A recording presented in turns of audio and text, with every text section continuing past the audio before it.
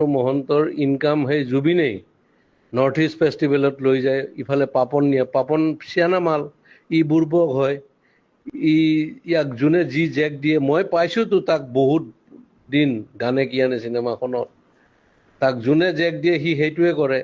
চামকানু মহন্তই তাক লৈ যায়, ইফালে গৰিমাই তাক যাব দিল, তাৰ চিজাৰ আছে এই মিৰ্গি। মেইন কথা কি জানো, চামকানু মহন্ত, ননীগোপাল মহন্ত আৰু এটাই ডিজিপিটোৱে 3টা শিয়াল জন্ম দিছে মাকে, দালাল। এই গোটেই হিমন্তই বেক কৰাৰ কাৰণে সিহঁতে ইমান দূৰ যাব পাৰিছে। আৰু কেতিয়াবা কংগ্ৰেছৰ পৰাই পইচা খাই আছিল সিহঁতে, বিৰাট বদমাছৰ হাড্ডি হয়, তাৰ প্ৰপাৰ্টি চালে তই মৰি যাবি।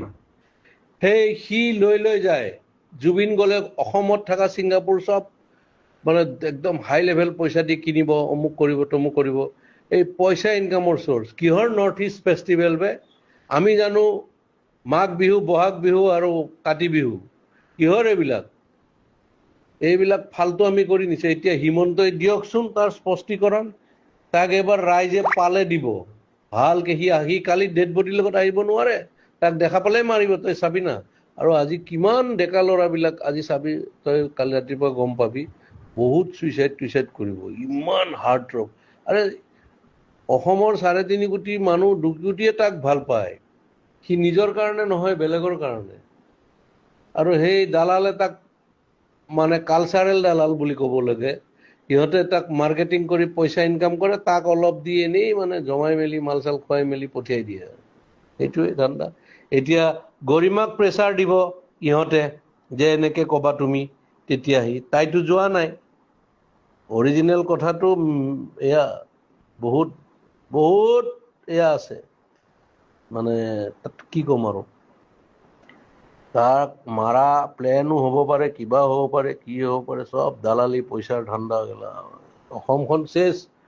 এটা সি অনুষ্ঠান আছিলতো, তাৰ গান, এই লাষ্ট চিনেমাখনৰ ভাইমন দাৰ গানটো সি কি চলিড বনাইছে এই বেমাৰী অৱস্থাত।